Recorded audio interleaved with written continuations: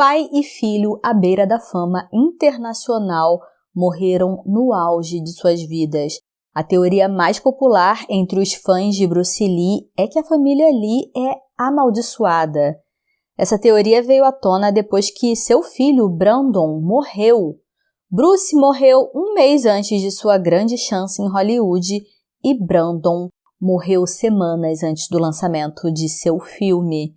Eu vou te contar agora todas as teorias que giram em torno dessas mortes e também todas as coincidências estranhas. Bruce Lee nasceu em uma rica família chinesa durante o ano e a hora do dragão. Isso pode explicar por que o nome chinês de Bruce significa o pequeno dragão Lee. Ele já estava destinado a ser uma lenda. Ele trouxe a arte do Kung Fu para o mundo ocidental. Também se tornou o ator mais influente de origem chinesa na história de Hollywood. Ele era tão rápido que seus golpes não eram possíveis de serem capturados com a velocidade normal da câmera. A edição tinha que fazer ajustes. Mas ele morreu de forma trágica e inesperada, em seu auge, quando estava à beira da fama internacional. Como ele morreu muito jovem e com uma excelente forma física, pegou todo mundo de surpresa e sua morte passou a ter muitas explicações sinistras, mesmo que as circunstâncias pudessem ser inocentes. Desde então, ele se tornou um ícone cultural, o artista marcial mais influente do hemisfério ocidental. Aparentemente, o pequeno dragão estava sofrendo de alguns problemas de saúde. Ele estava constantemente tomando doses altas de injeções de cortisol para tratar uma antiga lesão nas costas, o que desencadeou diversos efeitos colaterais que, naquela época, não se sabia muito bem como se sabe hoje. Tudo começou quando Bruce Lee foi a Hong Kong para encontrar o diretor de seu mais novo filme. Em 10 de maio de 1973, ele estava trabalhando sem parar na pós-produção de Operação Dragão e estava fazendo a dublagem chinesa em um estúdio quando de repente desmaiou. Ele começou a tremer e vomitar, levaram ele às pressas para o hospital. Bruce não conseguia nem falar e levou uns dias para ele recuperar a fala.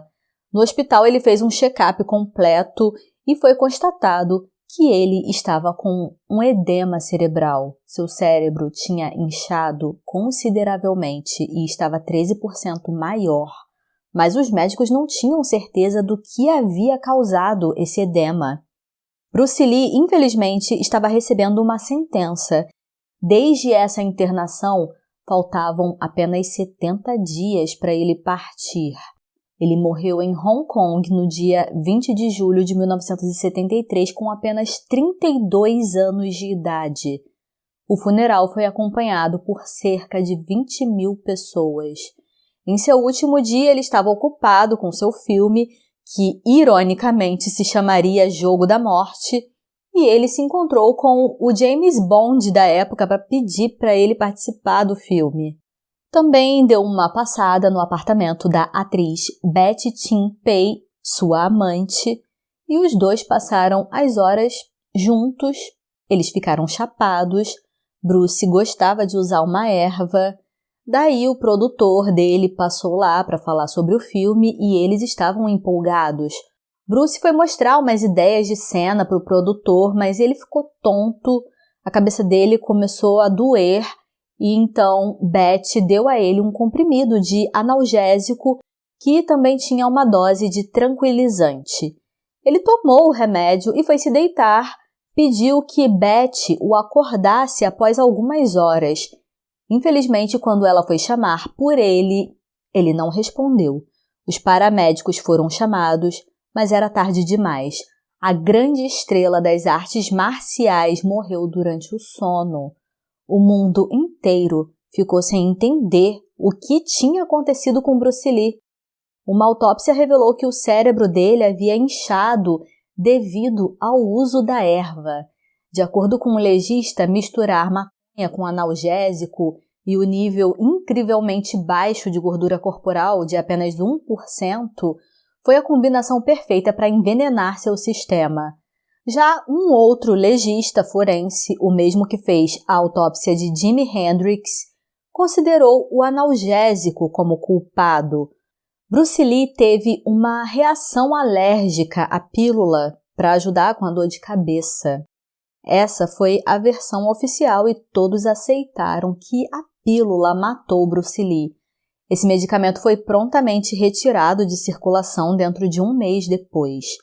Porém, sabemos que, quando uma grande celebridade morre em circunstâncias estranhas, algumas teorias da conspiração aparecem, ainda mais com os legistas meio indecisos sobre o que realmente aconteceu.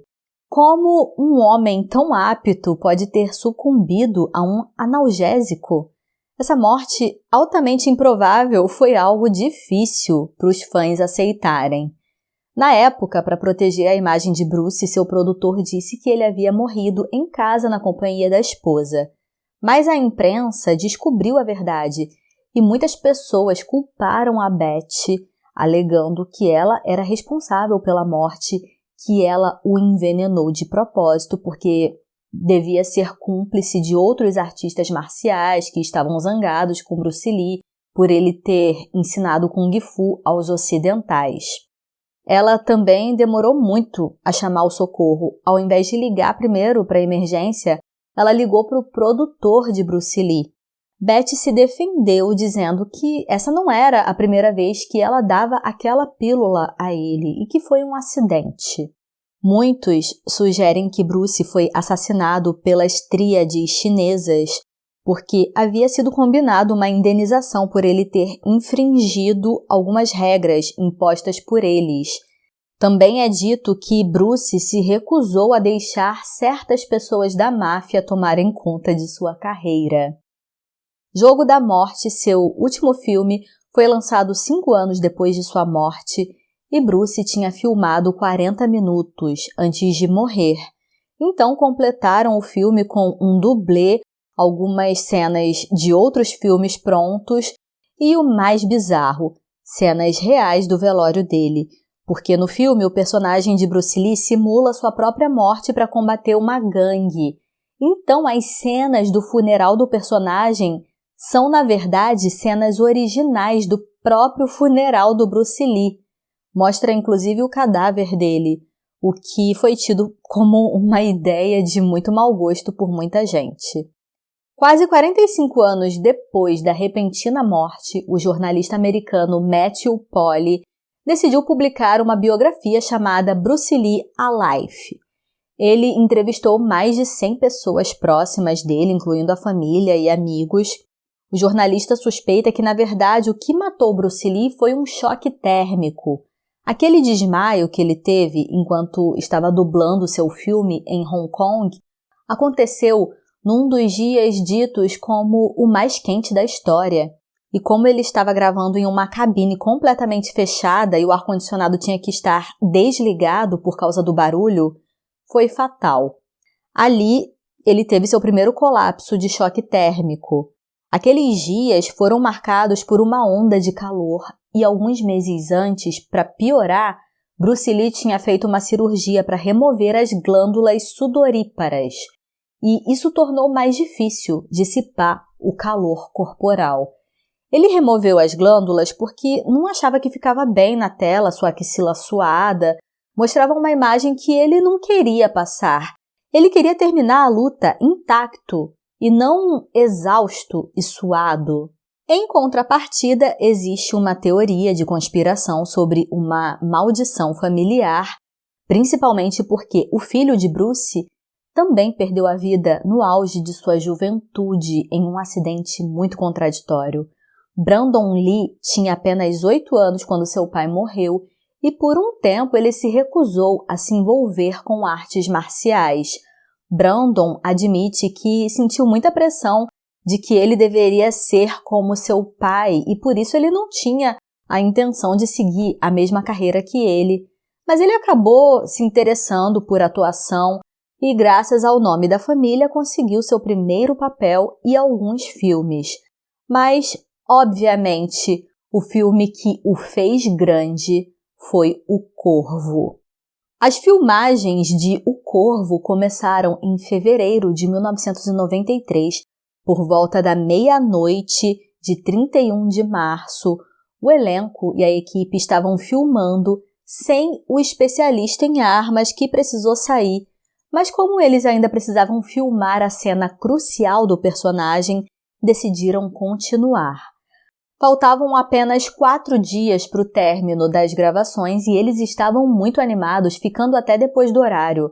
Seria assim: Brandon entraria no set segurando sacolas de supermercado e o ator Michael Massey viria até ele usando uma arma de adereço e atiraria em Brandon. Daí ele detonaria um explosivo dentro das sacolas de supermercado para criar a aparência de tiros rasgando o saco. Essa seria a cena da morte do personagem de Brandon. No início, a sequência parecia ter corrido bem. Michael atirou, as bolsas estouraram e Brandon caiu. Ele não se levantou, e foi quando todos perceberam que algo estava errado.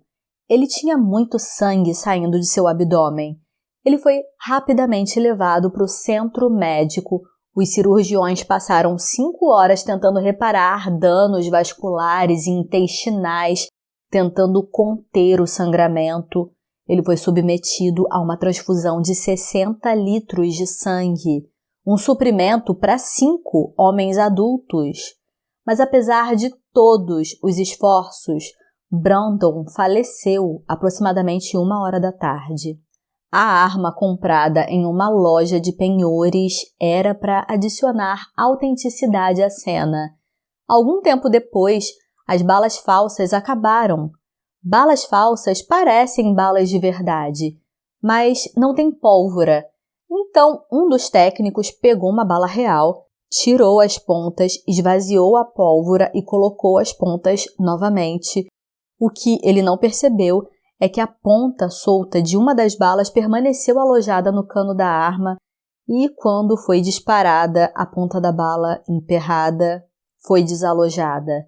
Uma bala real resultou na morte de Brandon Lee.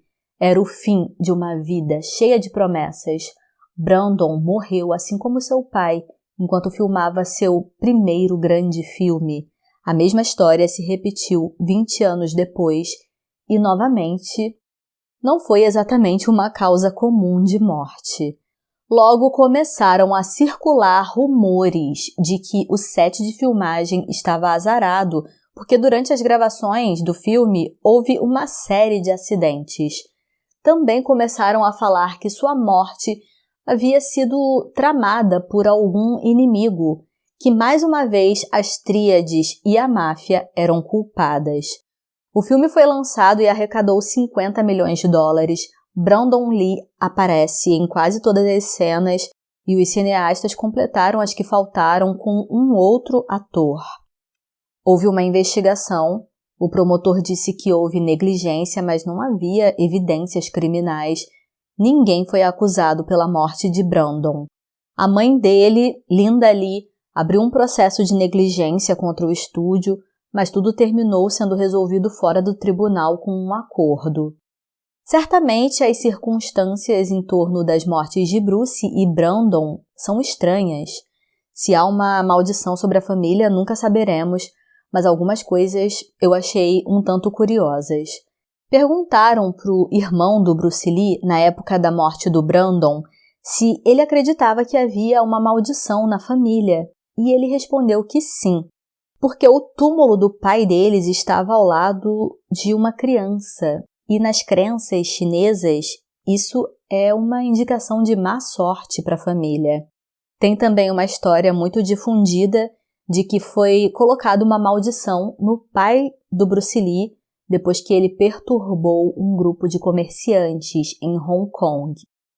Daí, logo em seguida, ele perdeu seu primeiro filho, o irmão mais velho de Bruce Lee.